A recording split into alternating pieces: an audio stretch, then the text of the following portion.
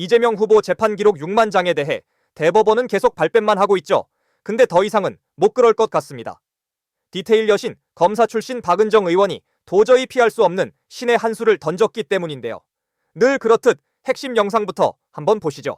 최근 5년간 대법원의 월별 선고 현황이라든가 아니면 대법원 선고 재판의 평균 재판 기록의 분량이라든가 이런 좀 물리적이고 기계적인 이런 내용들도 있고, 그 다음에 최근 5년간 대법원 선고 판결의 전원 합의체 회부일부터 선고일까지의 기간, 이런 자료 요청도 했습니다. 간단한 거고요. 그 다음에 또 하나는 이번에 5월 1일 날 대법원 판결 당시에 대법원에서 전자문서로 기록을 보셨다고 하셨다가 그 전자문서화가 10월부터 시작이어서 전자문서로 다 본 것은 아니다 이렇게 말씀하셔서, 그러면 종이문서로 보셨다면 그러면 이 기록이 방대하기 때문에 6만 8천 페이지이기 때문에 그것을 다 복사를 하셨다면 그 A4 용지를 얼마나 구매를 하셨는지 이런 것들을 좀 구입 내역을 요청을 드렸거든요. 그런데 그 다음 거 보여주시겠어요? 그런데 대법원에서 오늘 오전 8시 반에, 그러니까 청문회 개최 그 자료 제출 요청드린 시간 30분 전에, 다음 거 보여주세요. 그 전 거 보여주세요. 청문회 이 자료의 요청에 응할 수 없다 이렇게 답변을 주셨어요. 그 답변 내용이 법원조직법 65조, 그다음에 국정감사법 8조, 국회법 이렇게 드시면서 낼 수 없다 이렇게 하셨는데, 제가 요청드린 자료는 사실은 그렇게 합의에 관한 사항도 아니고 그냥 그동안 쭉 답변해 오셨던 자료거든요. 대법원에서 국정감사나 이런 데서도 저희가 근데 왜 이렇게 요청을 한 자료를 안 내시는 건지, 이렇게 하면 저희가 청문회를 진행하기가 쉽지가 않고, 그러면 대법원은 국민의 대표기관인 국회의 질문에 귀를 막겠다는 것인지 좀 우려스럽습니다. 저희가 국회법에 따라서 지금 청문회를 열 수 있다고 되어 있어서 법에 따라 하는 거고요. 그다음에 국회 증감법이 규정하는 바에 따르면 이게 직무상 비밀에 속한다는 이유로 제출을 거부할 수 없다 이렇게 또 되어 있는 건 알고 계시죠, 대장님. 그런데 이게 또 대법원의 이 조희대 대법원장의 판결이 군사 외교 대북 관계 국가 기밀에 관한 사항이라고 보기는 좀 어렵거든요. 국가 안위에 관한 사항도 아니고요.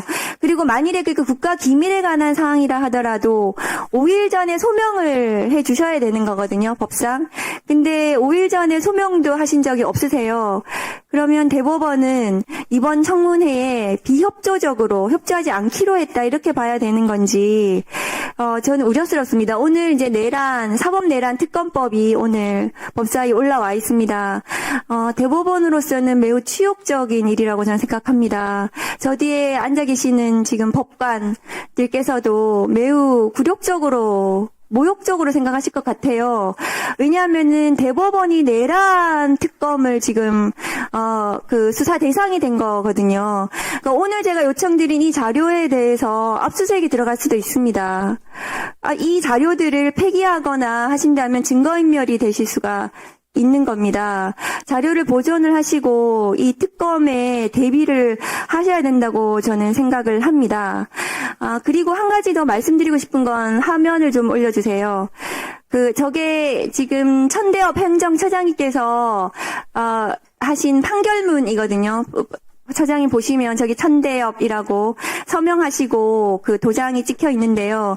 저렇게 판결문을 하시는 모든 사건들은 주임 판사이시잖아요. 주심 판사. 예. 주심 판사이고 나머지 대법관들도 주임 판사라고 저는 생각을 합니다. 서명과 날인을 한 것은 자기의 사건인 거 아닙니까? 그렇습니다. 모든 전국의 판사와 검사들은 자기 사건에 대해서는 기록을 봐야 합니다. 그렇지 않습니까, 사장님? 당연합니다. 그런데 이번에 5월 1일 조희대 대법원 이재명 후보에 대한 판결을 제대로 받는지 안 받는지가 사실은 지금 무슨 답변인지 제가 모르겠습니다. 말씀드려도 되겠습니까? 예. 두 가지만 말씀을 드리겠습니다. 하나는 이제, 제가 또 저희들이 생각하기에 우리 재판과 판사가 사회 소금이 될 수 있는 것은 우리가 이제 국가 권력 기관으로부터 어떤 이제 그 눈치도 보지 않고 국민의 기본권 보장 그리고 사회적 소수와 약자 인권 보장을 재판을 통해서 이루는 데 있다라고 생각합니다. 헌법도 그런 의미에서 상권 분립과 또 사법부 독립을 통해서 법관이 이제 재판했다는 이유로 그 재판 결과와 재판 과정에 대해서 수사나 또 이제 조사 등의 책임 추궁을 당하는 것은 허용하지 않는 취지라고 저희들은 생각합니다. 이것은 의원님들께서 이제 헌법 45조에서 그 국회에서의 직무상 발언이나 표결에 대해서 절대적인 면책이 주어지는 것과 비슷하다라고 저희들은 생각합니다. 이런 관점에서 저희들 입장에서는 이제 이런 재판 과정에 또 재판 결론에 관계해서 여러 가지 조사나 수사를 하는 그런 부분들은 이제 제3제사 좀 제고해 주십사라는 그런 이제 간곡한 말씀을 드리고요.